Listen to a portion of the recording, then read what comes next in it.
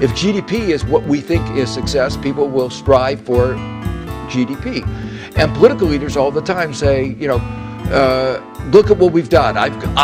They always put it, I've succeeded in getting the economy to grow at 6%. Now, what he did is hard to figure out, but that's the politician does that. I've created X million jobs. So that's part of the political rhetoric. The question is, by doing that, they focus policies on things that will increase GDP. Occasionally, though, some have criticized the GDP fever and the illusion of infinite growth.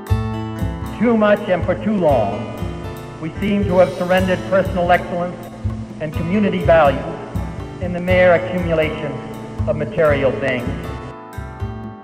That gross national product counts air pollution and cigarette advertising and ambulances to clear our highways of carnage.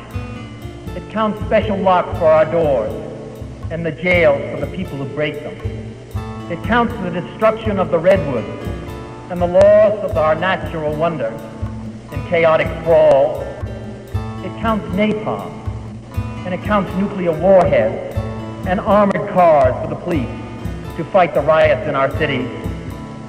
It counts Whitman's rifle and Speck's knife and the television programs which glorify violence in order to sell toys to our children. Yet the gross national product does not allow for the health of our children, the quality of their education, or the joy of their play. It does not include the beauty of our poetry, or the strength of our marriages, the intelligence of our public debate. It measures neither our wit nor our courage, neither our wisdom nor our learning, neither our compassion nor our devotion to our country. It measures everything in short, except that which makes life worthwhile. Even though it does not measure real well-being, GDP has now acquired a life of its own. In its name, the world has been pushing economic growth at all costs by depleting the planet's natural resources, most of which come from poor countries in Asia, Latin America, and Africa. If our world were a country, it would be one of the most unjust in history. 1.5 billion people live on less than $1 a day. 10 million die every year of hunger. Rising food prices may push 100 million people deeper into poverty. Meanwhile, we are making our planet even hotter through our habits of consumption.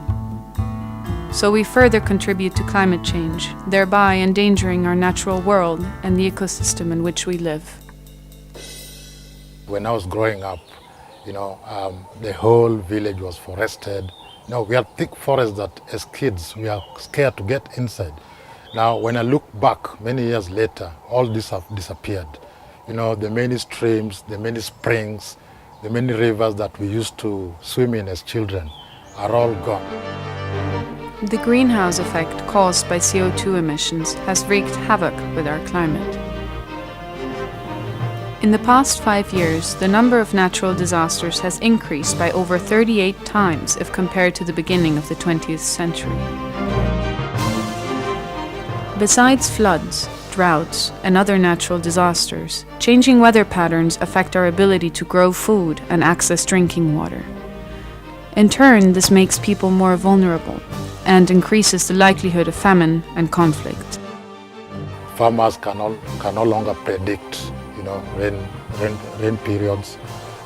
In the past, they would prepare, their fields, with that accuracy, and it will normally coincide with the rains. This time they have to gamble, So it's not uncommon to see farmers, divide their seeds, during planting time and just plant half of it and hold back to see what happens. But with the rains come on time or because if they plant everything at the same time and it goes, again linked to poverty, it's really quite a complicated issue. So people are confused, they can no longer predict, and things are quite different. We must be able to connect the dots.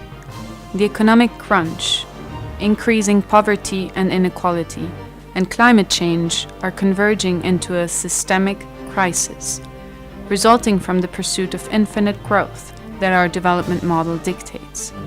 These crises are closely connected, and more worryingly, they're mutually reinforcing.